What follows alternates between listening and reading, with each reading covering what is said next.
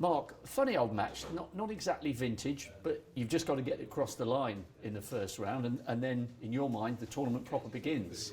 Yeah, that's right. I mean, obviously, if you play fantastic in the first round, there's only one way you can go from that. So coming into the tournament, I thought the first round is always, for me, the hardest to win, because you're always edgy, really edgy. You want to be in the tournament. You don't feel as though you're part of the tournament until you get that first round out of the way. So for me, all it was a matter of just, as long as I got to 10 first, I was happy, irrelevant of how I played.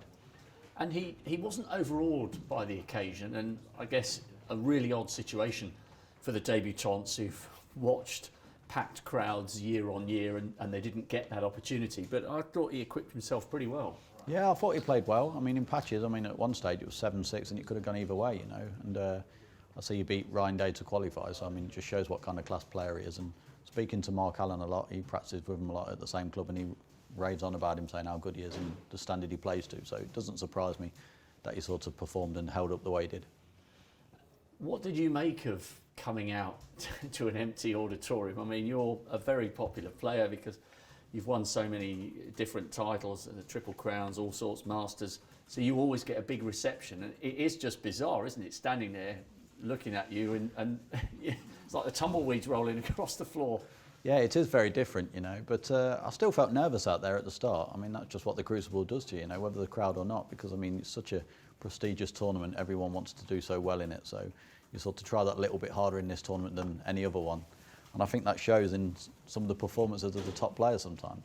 I mean, Sean really struggled today, and I think, obviously, that could be down to, like, just the venue itself, you know, whether there's no crowd or whether he couldn't just get motivated, I don't know. But it was definitely different, mate, that's for sure, and I hope, obviously, we don't have to go through it again. Yeah, me too.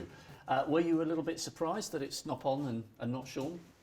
I suppose a little bit, yeah. First to 10, you probably, if you was a betting man, you'd probably back Sean more times than not to beat Nop On. But at the same time, obviously, like, there's no easy games no more on the tour, you know. They're all great players. I mean, I've played Nop On a few times and he played fantastic against me, so it doesn't surprise me in a way that he won. Obviously, I think for the players, I don't think it's so much of a shock. Obviously, for the viewers watching, obviously they'll put it as a bigger shock. But obviously, knowing how good he can play, it doesn't really surprise me at all nowadays.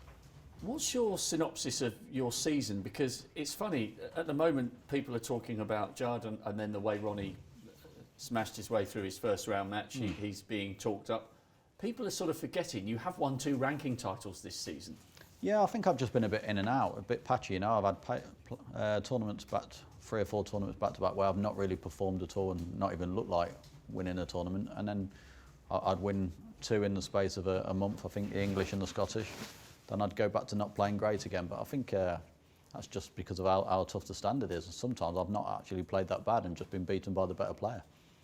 Well, the best of luck in the second round. You got the banana skin out the way. Cheers, Rob. Thanks a lot. Thanks. Betfred, proud sponsor of the World Snooker Championship.